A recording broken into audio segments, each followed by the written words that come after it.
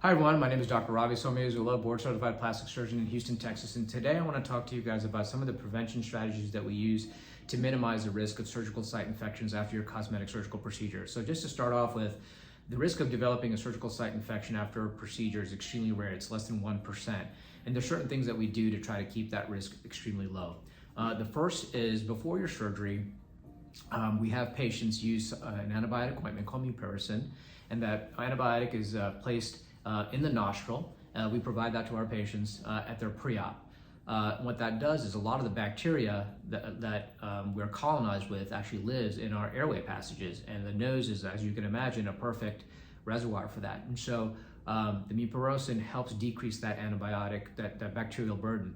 Additionally, we use something called Hibiclens, which is chlorhexidine gluconate, which is basically an antibacterial or a bacteriostatic wash. So we have patients wash their bodies with this for days before surgery, and that also decreases the amount of bacteria. As you can imagine, our skin is loaded with bacteria. We don't develop an infection, we're just colonized with that. But when we wash our bodies, we can decrease the amount of bacteria on the surface of our skin. And as you know, when we do surgery, we're cutting through the skin. So this helps minimize the chance of developing an infection related to most of the bacteria that is living on and colonized on our skin.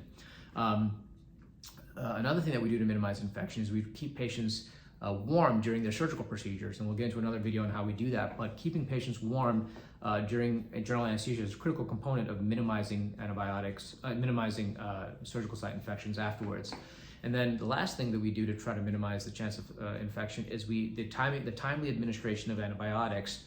So on the morning of surgery, when our nurse puts the IV in, we are actually hanging the antibiotic within a window of about 60 minutes. So we place the IV, we hang the IV, and then the antibiotics are slowly administered through the IV into your body, and that window is about 60 minutes, so that when you undergo surgery under general anesthesia and I make my first skin incision, that timing is within 60 minutes of that. So doing all those little things can minimize that. And finally, we have patients take antibiotics for days after their procedure, and depending upon the type of procedure is going to kind of dictate how many days post-operatively patients are also instructed to take antibiotics. So all these little strategies significantly can keep that risk of surgical site infections after your cosmetic surgical procedure, which is quite low to begin with.